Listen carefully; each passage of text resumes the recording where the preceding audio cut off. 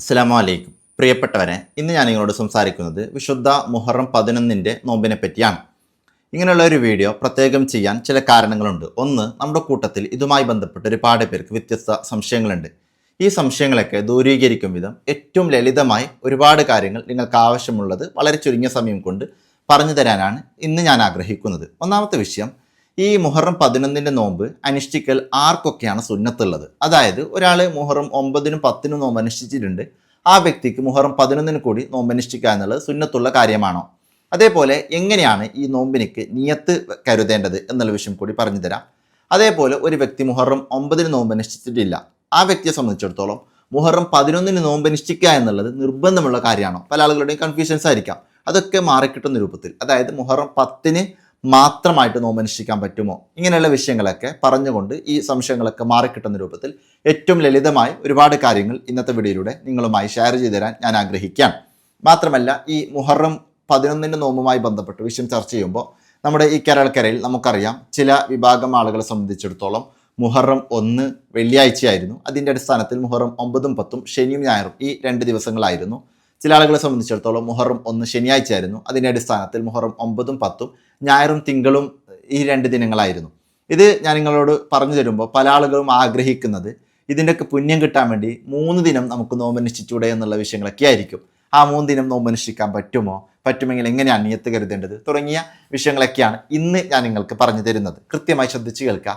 എൻ്റെ വീഡിയോ കേൾക്കുന്ന നിങ്ങളൊക്കെ ഏറ്റവും മനോഹരമായി ആലിമീങ്ങളെ പിന്തുടരുന്നവരും എല്ലാവരോടും നല്ല സ്നേഹത്തോടെയും ബഹുമാനത്തോടെയും പെരുമാറുന്നവരൊക്കെയാണ് എന്നുള്ളതാണ് ഞാൻ വിചാരിക്കുന്നത്.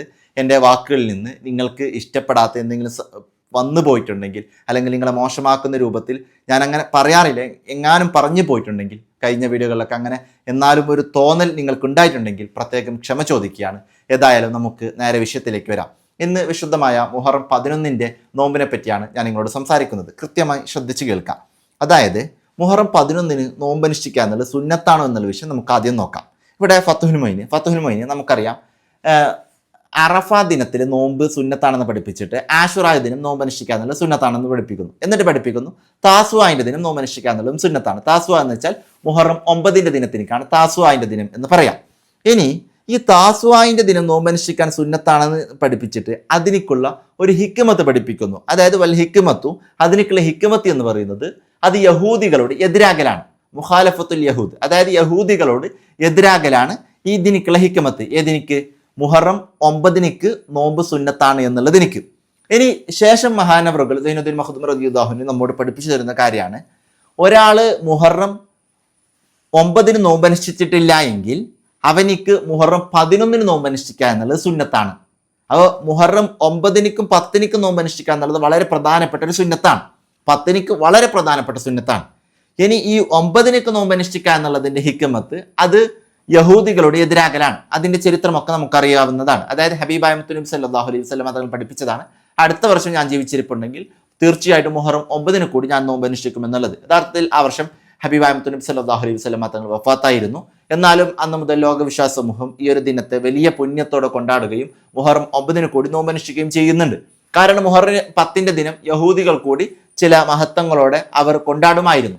എന്നാൽ ഈ മുഹറവുമായി ബന്ധപ്പെട്ട് മഹാനായ മൂസാ നബി അലൈഹി സ്വലാമുമായി ബന്ധപ്പെട്ട ചരിത്രം പഠിക്കുമ്പോൾ ഈ സമയം, ഈ ദിവസങ്ങളൊക്കെ അവരെക്കാളും ഏറ്റവും കൂടുതൽ ബന്ധപ്പെട്ടത് നമുക്കാണ്, മുസ്ലിമീങ്ങളായ നമ്മെ സംബന്ധിച്ചിടത്തോളമാണ്. അതുകൊണ്ട് യഹൂദികളോട് എതിരാവുക എന്നുള്ളതിൻ്റെ അടിസ്ഥാനത്തിൽ മുഹറം 9 കൂടി നോമ്പ് അനുഷ്ഠിക്കുക എന്നുള്ളത് സുന്നത്താണെന്ന് പഠിപ്പിച്ചു. എന്നിട്ട് പഠിപ്പിക്കുന്നു, മുഹറം 9 ഒരാൾക്ക് നോമ്പ് അനുഷ്ഠിക്കാൻ പറ്റിയിട്ടില്ല എങ്കിൽ അവനിക്ക് മുഹറം 11 നോമ്പ് അനുഷ്ഠിക്കുക എന്നുള്ളത് സുന്നത്താണ്. അപ്പോൾ ഒരാൾ മുഹറം 9 നോമ്പ് അനുഷ്ഠിച്ചിരുന്നില്ല, 10 നോമ്പ് അനുഷ്ഠിച്ചു, അവനെ സംബന്ധിച്ചിടത്തോളം മുഹറം 11 നോമ്പ് അനുഷ്ഠിക്കുക എന്നുള്ളത് സുന്നത്താണ്. ആവശ്യം മനസ്സിലാക്കാം. ഇനി അത് മാത്രമല്ല, ഇനി ഒരാള് മുഹറം 9 കൂടി നോമ്പ് അനുഷ്ഠിച്ചു, അപ്പോൾ മുഹറം 9 നോമ്പ് അനുഷ്ഠിച്ചു, 10 നോമ്പ് അനുഷ്ഠിച്ചു, ഈ 2 ദിനങ്ങൾ നോമ്പ് അനുഷ്ഠിച്ചാലും അവനിക്കും മുഹറം 11 നോമ്പ് അനുഷ്ഠിക്കുക എന്നുള്ളത് സുന്നത്ത് തന്നെയാണ്. ആവശ്യം മനസ്സിലാക്കാം. അപ്പോൾ മുഹറം 11 നോമ്പ് അനുഷ്ഠിക്കാൻ ആഗ്രഹിക്കുന്ന ആളുകൾക്ക് നിങ്ങൾ 9-നും 10-നും ഈ 2 ദിനങ്ങൾ നോമ്പ് അനുഷ്ഠിച്ചിട്ടുണ്ടെങ്കിലും 11 കൂടി നോമ്പ് അനുഷ്ഠിക്കുക എന്നുള്ളത് സുന്നത്തുള്ള കാര്യം തന്നെയാണ്. ആവശ്യം മനസ്സിലാക്കുക. നിയത്തുമായി ബന്ധപ്പെട്ട വിഷയങ്ങളൊക്കെ ഞാൻ നിങ്ങളോട് സംസാരിക്കാം, കൃത്യമായി ശ്രദ്ധിക്കാം. ഇനി നമ്മൾ മനസ്സിലാക്കേണ്ട ഒരു വിഷയം കൃത്യമായിട്ട് ശ്രദ്ധിക്കണം. അതായത് ഒരാൾക്ക് മുഹറം 10 മാത്രമായിട്ട് നോമ്പ് അനുഷ്ഠിക്കാൻ പറ്റുമോ എന്നുള്ളതാണ്. അവിടെ നമ്മൾ മനസ്സിലാക്കേണ്ടത്, ഇവിടെ തന്നെ വിഷയം നമ്മോട് പഠിപ്പിക്കുന്നുണ്ട്, ഒരാള് മുഹറം 9 നോമ്പനുഷ്ഠിച്ചിട്ടില്ല, 10 നോമ്പനുഷ്ഠിച്ചു, 11 നോമ്പനുഷ്ഠിക്കുന്നില്ല, 10 മാത്രം നോമ്പനുഷ്ഠിക്കുകയാണ്. അങ്ങനെ 10 മാത്രമായിട്ട് നോമ്പനുഷ്ഠിക്കുന്നതുകൊണ്ടും വിരോധമില്ല, അവനക്ക് അതിൻ്റെതായ പ്രതിഫലം ലഭ്യമാകും. എന്നാൽ പോലും നമ്മൾ മനസ്സിലാക്കുക, പറ്റുമെങ്കിൽ നമ്മൾ 2 നോമ്പനുഷ്ഠിക്കുക, മാക്സിമം 9-നും 10-നും നോമ്പനുഷ്ഠിക്കുക. അങ്ങനെ 9 അനുഷ്ഠിച്ചില്ലെങ്കിൽ 10-നും 11-നും ഈ 2 ദിനങ്ങളെങ്കിലും നമ്മൾ നോമ്പനുഷ്ഠിക്കുക. ഇനി ഇങ്ങനൊന്നും അനുഷ്ഠിക്കാതെ 10 മാത്രം അനുഷ്ഠിച്ചാലും ശരിയാകുമെന്നുള്ളതാണ്. ഇനി മാത്രമല്ല 9-ഉം 10-ഉം 11-ഉം 3 ദിവസങ്ങൾ അനുഷ്ഠിക്കുക എന്നുള്ളത് വളരെ മഹത്വമുള്ള ഒരു കാര്യമാണ്. ആ വിഷയം നമ്മൾ പ്രത്യേകം മനസ്സിലാക്കാം.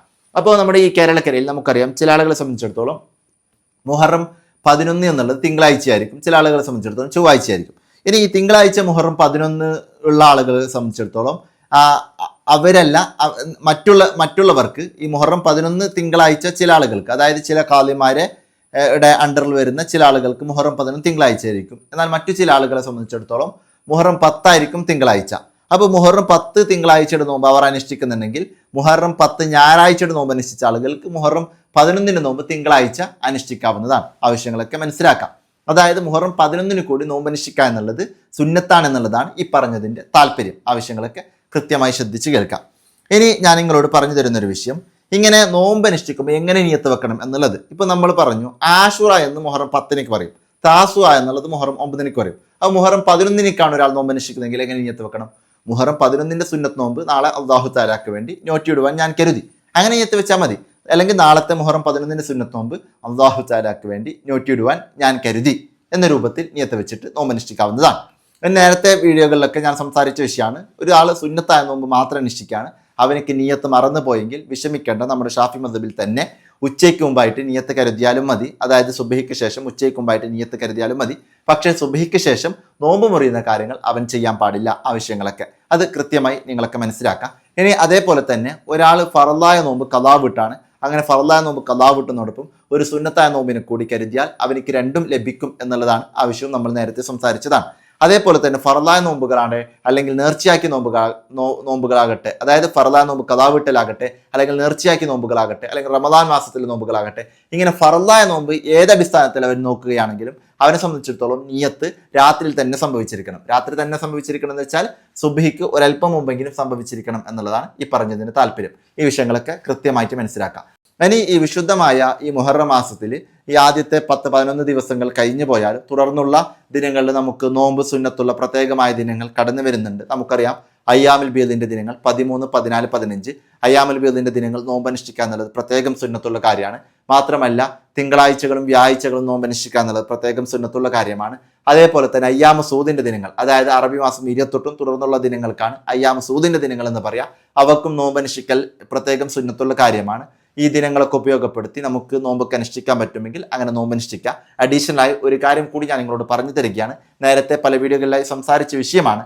അതായത് നമ്മൾ കൂടുതലൊന്നും നോമ്പ് അനുഷ്ഠിക്കുന്നില്ല എങ്കിൽ അറ്റ്ലീസ്റ്റ് ഒരു മാസത്തിൽ 3 ദിവസമെങ്കിലും പിക്ക് ചെയ്ത് നമ്മൾ നോമ്പ് അനുഷ്ഠിക്കുകയാണെങ്കിൽ വലിയ പുണ്യമുള്ള കാര്യമാണ്. അപ്പോൾ ഒരു നോമ്പിനിക്ക് 10 ദിവസത്തെ പ്രതിഫലം, അങ്ങനെ 3 നോമ്പ് അനുഷ്ഠിക്കുമ്പോൾ ഒരു മാസം നോമ്പ് അനുഷ്ഠിച്ചതിൻ്റെ പ്രതിഫലം, അങ്ങനെ വലിയ പ്രതിഫലം നമുക്ക് ലഭിക്കും. അതുമായി ബന്ധപ്പെട്ട വിഷയങ്ങളൊക്കെ ഞാൻ നേരത്തെ നിങ്ങളോട് സംസാരിച്ചിട്ടുണ്ട് പല വീഡിയോകളിലായിട്ട്.